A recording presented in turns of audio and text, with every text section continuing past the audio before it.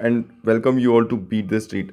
आज हम बात करने वाले हैं most talked stock future retail के बारे में, जो काफ़ी लोग इस स्टॉक में काफ़ी टाइम से फंसे हुए हैं और अब बहुत सारी चीज़ें हैं जो कंक्लूड हो चुकी है और बहुत सारी चीज़ें जो पेंडिंग है। तो आज हम बात करने वाले हैं Reliance versus future retail case के बारे में, पहली बात। और साथ ही साथ अपन बात करेंगे कि अब आपसे आपको फ्यूचर रिटेल के अगर आप निवेशक हैं तो आपको क्या करना है, और अमेज़ॉन यहाँ पर क्या प्लान कर रहा है, कल स्टॉक क्यों भागा था। तो ये सारी अगर हम बात करेंगे कि फ्यूचर रिटेल में अपसाइड कितनी है, और अब जो ट्रेडिंग स्ट्रेटेजी है या अब आपने होल्ड कर रखा है, लॉन्ग टर्म और शॉर्ट टर्म इन्वेस्टर है, तो अब आपको क्या करना चाहिए। तो सबसे पहले हम समझते हैं कि फ्यूचर रिटेल का अभी हुआ क्या है, कंक्लूजन क्या निकला है। तो फ्यूचर रिटेल की अगर हम बात करें तो Reliance versus future retail, Reliance ने फ्यूचर रिटेल में इन्वेस्टमेंट किया था two by the future retail. तो वो जो चीज़ थी, यहाँ पर फ्यूचर रिटेल में ऑलरेडी अमेज़ोन करके कंपनी है जो कि यूएसए में लिस्टेड है, और अमेज़ोन को आप सभी जानते ही हैं। अमेज़ोन ने यहाँ पर फ्यूचर रिटेल में फ्यूचर अनडायरेक्टली फ्यूचर कूपन्स में इन्वेस्टमेंट करके, कि भाई इंडिया में डायरेक्ट फ्यूचर रिटेल में आप इन्वेस्टमेंट नहीं कर सकते हो क्योंकि वो इस तरीके के बिजनेस में है जिसमें एफडीए का इन्वेस्टमेंट नहीं आ सकता। तो अमेज़ॉन ने फ्यूचर कूपन्स में इन्वेस्टमेंट किया और इस तरीके की डील लिखी गई कि फ्यूचर रिटेल की कोई भी asset without permission of Amazon आप बेच नहीं सकते। तो ये जो डिसीजन था वो सब कुछ आर्बिट्रेशन कोर्ट के थ्रू होने वाला था। जो भी यहाँ पर जो भी इन्होंने बीच में कंक्लूजन निकाला था कि अगर कुछ भी लफड़ा पड़ता है पूरी डील में जो अमेज़ॉन और फ्यूचर कूपन्स के बीच में हुई थी, तो आपको जाना पड़ेगा सिंगापुर इंटरनेशनल आर्बिट्रेशन कोर्ट के पास। अब जब रिलायंस और फ्यूचर रिटेल की डील होती है तो जो डिसीजन है वो फ्यूचर रिटेल कहती है कि हम रिलायंस को, हम हमारा पूरा जो बिजनेस है वो रिलायंस को बेचना चाहते हैं। तो अब क्या होता है, सिंगापुर इंटरनेशनल आर्बिट्रेशन कोर्ट एक इमरजेंसी ऑर्डर निकालता है, इमरजेंसी अवार्ड निकालता है for Amazon and future retail कि आप ऐसा नहीं कर सकते, और वो स्टे लगा देता है। बट इंडिया में क्या है, इंडिया में जो आर्बिट्रेशन कोर्ट है उसका मानना है कि इमरजेंसी अवार्ड लगना चाहिए या नहीं लगना चाहिए। इस पर थोड़ा सा डिबेटेबल पॉइंट था, और उसमें यहाँ पर रिलायंस हार गई, और रिलायंस हारते ही और फ्यूचर रिटेल भी हार गई। और फ्यूचर रिटेल अब जो है पूरा केस चला गया है सिंगापुर इंटरनेशनल आर्बिट्रेशन कोर्ट के पास, कि अब उनको कंक्लूड करना है, क्योंकि उन्होंने इमरजेंसी अवार्ड तो दे दिया था, अब उनको फाइनल कंक्लूजन देना है कि क्या फ्यूचर रिटेल है जो रिलायंस के साथ डील कर सकती है या नहीं। तो फाइनल कंक्लूजन अभी तक भी पेंडिंग है, तो ये देखना होगा कि ये कहाँ से निकल के ये कैसा निकल के आता है। बट इंडिया में जो आर्बिट्रेशन वाला जो पॉइंट था वो यहाँ पर कंक्लूड हो चुका है। उसमें अब कोई भी ऐसा पॉइंट नहीं बचा है कि अब यहाँ पर दो चीज़ें या तीन चीज़ें निकल के आती हैं जो मैं आपको बताने वाला हूँ, जो स्टॉक को ड्राइव करेगी। पहली चीज़ तो ये निकल के आती है कि इमरजेंसी अवार्ड का जो भी पॉइंट था, जो सुप्रीम कोर्ट ने यहाँ पे फाइनल कंक्लूजन दिया, उसको फ्यूचर रिटेल चाहे तो यहाँ पे कर सकती है कि रिव्यू पिटीशन फाइल कर सकती है। तो एक तो ये होगी कि रिव्यू पिटीशन फाइल करेंगे तो फिर वापस से इट इज़ टाइम टेकिंग और लॉन्ग प्रोसीजर। तो जैसे ही अगर वापस से रिव्यू पिटीशन फाइल करी तो वापस से ये थोड़ा सा पीरियड है और स्ट्रेच हो जाएगा, यहाँ से करीबन 3-4 महीने 5 महीने भी लग सकते हैं। तो यहाँ से वापस ये जो डील है वो वापस होल्ड पे चली जाएगी। पहली चीज़ तो ये होगी। दूसरी चीज़ होगी कि ऐसे ही एसी का जो ऑर्डर है वो जल्दी आ जाता है, तो यहाँ पर ये चीज़ कंक्लूड हो जाएगी कि क्या ये डील हो सकती है या नहीं हो सकती है, और अगर डील हो सकती है तो किस तरीके से होगी। ठीक है, दो चीज़ें। थर्ड थिंग वो ये है कि अमेज़ोन भी यहाँ पे सोच रहा है, अमेज़ोन भी यहाँ पे सोच रहा है, जो मैंने यहाँ पे बनाया भी है, कि अमेज़ोन यहाँ पे सोच रहा है कि वो फ्यूचर रिटेल के लिए एक बेल आउट प्लान लेके आ रहे हैं, जिसमें कि वो रिलायंस इंडस्ट्रीज़ की जो डील है उसके अलावा वो यहाँ पे एक प्लान टेक ओवर करने की प्लानिंग है उनकी Amazon.com की। तो फ्यूचर रिटेल को वो किस तरीके से इसे टेक ओवर कर सकते हैं। तो इस बेल आउट प्लान के चक्कर में कल जो स्टॉक प्राइस में जो अपवर्ड मूवमेंट देखने को मिला था, वो उसका जो मेन रीज़न था वो है कि company Amazon is thinking about the future retail, की उसको किस तरीके से यहाँ से बाहर लाया जा सके, कि उसका जो डेट पेमेंट है वो किया जा सके, और साथ ही साथ जो कंपनी के जो स्टॉक्स हैं इतने गिरे हुए हैं, तो कहीं ना कहीं एक बेल आउट प्लान उनके दिमाग में भी चल रहा है। तो ये सारी जो चीज़ें हैं वो यहाँ पे कहीं ना कहीं निकल के आ रही है। तो इसके चलते फ्यूचर कंज्यूमर का शेयर कल एक बार 17% सर्च किया, फ्यूचर एंटरप्राइज 10%, फ्यूचर लाइफस्टाइल की बात करें तो 9% का गेन, और ऐसे करते करते आप देख सकते हैं कि दूसरे सारे स्टॉक्स में यहाँ पे कहीं ना कहीं ग्रोथ देखने को मिलती है, और उसका मेन जो रीज़न था वो है bail out plan of Amazon. और तीन ही चीज़ें हो सकती हैं। इसके अलावा एक और जो चीज़ चल रही है वो काफ़ी इंपॉर्टेंट है, वो है सीसीआई ने एक्चुअली सीसीआई ने क्या किया है, सीसीआई का मैं आपको पूरा समझाता हूँ कि सीसीआई ने जो अमेज़ॉन और फ्यूचर कूपन की जो डील हुई थी उसका यहाँ पर इन्वेस्टिगेशन चल रहा है। तो अमेज़ॉन और फ्यूचर कूपन की जो डील का जो इन्वेस्टिगेशन चल रहा है, अगर वो यहाँ पर निकल के आता है कि ये डील नहीं होनी चाहिए थी या इस डील में कुछ इश्यूज़ थे, तो वो अगर डील को कैंसिल कर देती है, वो अगर डील को कैंसिल कर देती है क्योंकि गलत तरीके से अगर डील हुई है, तो फिर अमेज़ॉन कांट मतलब अगर वो डील ही कैंसिल हो गई तो फिर रिलायंस फ्यूचर रिटेल की डील को आप कोई नहीं रोक सकते, क्योंकि ऑलरेडी सारे अप्रूवल्स SEBI से लेके सारे कुछ अप्रूवल हो चुके हैं। केवल NCLT में लास्ट ऑर्डर पेंडिंग है। वो अगर जैसे ही अगर ये ऐसा हो जाता है कि अमेजोन वर्सेस फ्यूचर कूपन्स वाला, तो वो NCLT का जैसे ही ऑर्डर आएगा और रिलायंस फ्यूचर रिटेल की डील हो सकती है।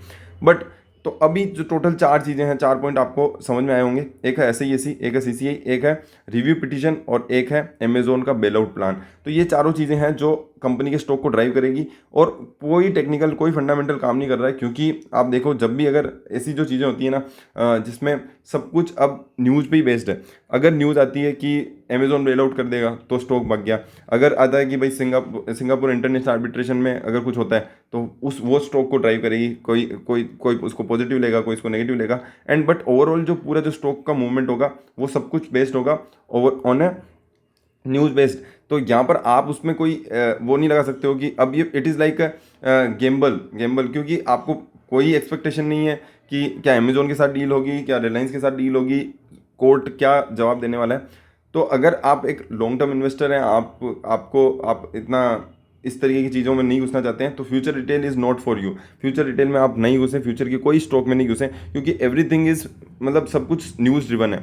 आप किसी चीज़ में कोई एक्सपेक्टेशन नहीं लगा सकते। स्टॉक 40% के नेगेटिव रिटर्न ऑलरेडी दे चुके हैं। जब से अगर हम 3 साल का रिटर्न देखेंगे, नेगेटिव 90% का रिटर्न ऑलरेडी कंपनी मतलब बहुत ही नेगेटिव चल रहा है। अब क्या होता है कि इस महीने में ही अब इनका बॉन्ड पेमेंट भी है। अगर वो बॉन्ड पेमेंट नहीं होता है, 24,713 करोड़ की फ्यूचर रिलायंस की डील तो अब लगभग अभी फिलहाल के अगर हम देखें तो सब कुछ सिंगापुर इंटरनेशनल आर्बिट्रेशन कोर्ट पे डिपेंड करता है। बट $14 मिलियन का बॉन्ड कूपन पेमेंट है, और अगर वो इस मंथ में ही ड्यू है, अगर वो नहीं होता है तो इंडस्ट्री के एनालिस्ट का मानना है कि वो यहाँ पर लीगल एक्शन प्रोवाइड फॉर करेंगे, और वहाँ से वापस चीज़ें हैं जो चेंज होने लग जाएगी। क्योंकि सुप्रीम कोर्ट के ऑर्डर के हिसाब से रिलायंस अभी फिलहाल तो फ्यूचर रिटेल के साथ कोई डील नहीं कर सकती, और फ्यूचर रिटेल के पास अभी बिल्कुल कोई पैसा नहीं है कि वो यहाँ पर चुका पाए। और अगर वो चुका पाती है तो बहुत बढ़िया, बाकी नहीं तो यहाँ पर बहुत ही बड़ा सेटबैक देखने को मिलेगा फ्यूचर रिटेल के बॉन्ड होल्डर्स को, और वहाँ से लीगल एक्शन आएगा, और फिर वापस यहाँ पर कहीं ना कहीं चीज़ें जो ट्विस्ट और टर्न होती हुई देखने को मिलेगी। तो ये तो हो गई पूरी स्टोरी जो अभी तक चल रही है। ठीक है, अब क्या है कि 2 ब्रोकरेज हाउसेज हैं जिनका मानना है अलग अलग। HSBC और गोल्डमैन सैच की 2 रिपोर्ट आई है, और HSBC और गोल्डमैन सैच की रिपोर्ट की अगर हम बात करें तो दोनों ने, एक गोल्डमैन सैच ने वहीं जहाँ बोला है 2435 रुपये का अपर साइड टारगेट है कि बाई कॉल दी है, HSBC ने बोला है कि यहाँ पे होल्ड कॉल है। और दोनों का जो पॉइंट ऑफ व्यू है फॉर जो प्लानिंग है, जो अबाउट द बियानी की जो पूरी जो डील है उसके लिए, एक कंपनी गोल्डमैन सैक्स का मानना है कि इसके कारण रिलायंस को फ़ायदा होगा, एक का मानना है कि इसके कारण रिलायंस को नेगेटिव इसमें फंस जाएगा, कि उसको यहाँ पे मतलब कुल मिला कि उनका मानना है कि it is not good for Reliance की अगर वो डील नहीं होती, क्योंकि उसके कारण जो सिनर्जी का जो इम्पैक्ट है वो कहीं ना कहीं नेगेटिव जाता हुआ देखने को मिल सकता है। तो ये सारी चीज़ें निकल के आती हुई पूरी डील से निकल के आती हुई नज़र आ रही है। तो अब यहाँ पे क्या है कि अब हम दोनों का कंक्लूजन देखेंगे कि गोल्डमैन सैच्स का क्या मानना है। उनका मानना है कि करीबन 17 से 18%, 20% का यहाँ पे अपराइज अभी भी है, और 1 साल में आपको देखने को मिल सकता है। बट उनका मानना है कि future revenues have been hit significantly by pandemic, और उस बिजनेस नहीं भी आता या आता तो उससे ज़्यादा इम्पैक्ट पड़ता नहीं, क्योंकि जो इंडिया का जो मार्केट है वो काफ़ी बड़ा है, और रिलायंस अपने फुटप्रिंट्स को वैसे ही बढ़ाती जा रही है। और उसके चलते अगर फ्यूचर लाइफस्टाइल ये सब बंद भी हो जाते हैं तो यहाँ पर उनका जो मार्केट है वो भी रिलायंस रिटेल को मिलेगा। तो उनका मानना है कि 1.2% का जो मार्केट शेयर रिलायंस रिटेल का ग्रोसरी सेक्टर में, फ्यूचर रिटेल का 0.7% है, 2.9% रिलायंस का फैशन में, और 1.3% फ्यूचर का है। तो वो जो मार्केट शेयर है वो भी कंपनी को मिलेगा, और रिलायंस इसके कारण बूस्ट करेगी। रिलायंस का ग्रोसरी का बिजनेस उनका मानना है कि 6x हो जाएगा, 6 times larger than future retail. तो यहाँ से और अच्छी ग्रोथ यहाँ पे कंपनी को देखने को मिलेगी। लाइफस्टाइल में भी 6x मानते हैं वो एज कम्पेयर टू फैशन 2.3 जो फाइनेंशियल 20 में था। ओवर द पास्ट 2 ईयर्स अगर हम देखेंगे रिलायंस ने काफ़ी एक्विजिशन किए हैं और जिसके चलते रिटेल स्पेस में कंपनी का काफ़ी बड़ा नाम है। अगर हम ऑनलाइन भी बात कर लें, ऑफलाइन भी बात कर लें, किराना स्टोर से रिलेटेड जो कंपनी चीज़ें ला के आ रही है वो काबिल तारीफ है और उसके चलते यहाँ पे कहीं ना कहीं एक स्केलेबिलिटी और ओवरऑल इंडिया लेवल पे यहाँ पे बहुत ही तगड़ी ग्रोथ आपको देखने को मिल सकती है। तो ये मानना है गोल्डमैन सैक्स का। वहीं HSBC का जो मानना है, HSBC बोलता है कि यहाँ पर होल्ड की रेटिंग दी है 2050 रुपये का। उनका मानना है कि मतलब जो डाउन साइड है 1.1%। तो उनका क्या मानना है कि उनका मानना है कि जो सिनर्जिक बेनिफिट्स जो मिलते हैं अगर फ्यूचर ग्रुप के एसेट आते हैं, उनका मानना है कि करीबन 15% एडिशनल स्टोर कंपनी के पास होते हैं, 80% additional store to Reliance Industries भी मिल जाते हैं। Continues to like Reliance businesses and balance sheet and believes all 3 of its core business oil to chemical, retail and digital services become self sustaining and cash generating with retail and digital growing strongly. तो आप देख सकते हैं कि जो down side risk है कि वो जो 15% एडिशनल स्टोर मिलते हैं उसके कारण यहाँ पे कहीं ना कहीं एक सेटबैक रहेगा। और केमिकल में लोअर O2C के जो मार्जिन हैं, then research house now forecast a slow uptick. तो उनका मानना है कि जो पेट्रोकेम का जो बिजनेस है वहाँ पर थोड़े से मार्जिन है वो श्रिंक होते हुए नजर आएंगे। और इसी के चलते कहीं ना कहीं कंपनी की जो एर्माको की डील भी नहीं हो रही है, पेट्रोकेम की जो पेट्रोकेम में है वहाँ पे भी मार्जिन कम होते जा रहे हैं। तो कहीं ना कहीं एक नेगेटिविटी बनी हुई है स्टॉक के अराउंड। आप देख सकते हैं फ्यूचर रिटेल में भी यहाँ पर जब डील नहीं होती है तो एक नेगेटिविटी बनी हुई रहती है और उसके कारण स्टॉक अंडर परफॉर्म करता है। और उसी के चलते यहाँ पे कंपनी ने यहाँ पर दिया है कि करीबन 2050 का target. But what I think is Reliance में इतना ज़्यादा इम्पैक्ट देखने को नहीं मिलेगा। जो भी डील नहीं हुई है आप देख सकते हैं कि रिलायंस इज़ नॉट, उसको ज़्यादा फर्क नहीं पड़ा। उसको 2-3% का आपने देखा होगा, 2-3% का फॉल दिखा और उसके बाद से सारी चीज़ें नॉर्मल है। उससे कोई फर्क नहीं पड़ा क्योंकि everything is factorise over a period. अगर 1 साल पहले ही से ही डील चल रही है उसका पूरा सब कुछ फैक्टराइज हो चुका है। अब होगा कि अगर डील होती है तो यहाँ पे और अपराइज अपस्टैंड मतलब अपराइज देखने को मिल जाएगा। बट फिलहाल as of now there is no impact as of now कि भाई फ्यूचर रिटेल के कारण बहुत बड़ा इम्पैक्ट आया है। अब आ जाते हैं फ्यूचर ग्रुप के शेयर में। तो फ्यूचर ग्रुप के शेयर होल्डर्स हमारे काफ़ी फंसे हुए हैं और उनका लगातार मैसेज आ रहा था कि अब करना क्या है, वो सारी चीज़ें हमारे को समझनी होगी। तो सबसे बड़ी बात, अगर आप शॉर्ट टर्म इन्वेस्टर हैं और अगर आपकी कॉस्टिंग है वो नीचे की थी तो आप यहाँ पर सेल कर सकते हैं। आपको एक 5 से 10% का अगर रिटर्न मिल गया है और अगर आपको गेम्बल ही करना है, if you want to gamble, तो आप इसमें बने रहें, होल्ड कर लें। क्योंकि अगर कोई भी चीज़ अगर पॉजिटिव निकल के आती है इन फ्यूचर, अगर अमेजोन बचाता है, रिलायंस बचाता है, किसी न किसी को तो बचाना पड़ेगा और 2 पार्टीज़ हैं, आई थिंक एक ना एक तो बचाएगा। तो आप उसे होल्ड करके रख सकते हैं। लॉन्ग टर्म इन्वेस्टर का मेरा मानना है कि अगर आपकी जो प्राइसिंग है, अगर आपने अच्छा एवरेज किया है तो आप उसे होल्ड करके रखें। क्योंकि इसमें कोई डाउट नहीं है कि कोई ना कोई तो होगा जिसको बचाना पड़ेगा। क्योंकि सबसे ज़्यादा नुकसान होगा रिटेल शेयर होल्डर का, नुकसान तो ऑलरेडी हो ही चुका है। अब सबसे ज़्यादा नुकसान होगा बैंक्स का, क्योंकि जो भी प्लान बनेगा, जो कामत कमेटी ने भी अप्रूव किया है, जो लोन रिस्ट्रक्चरिंग का भी अमाउंट है, वो सब है जिसमें बैंक्स का नुकसान होगा।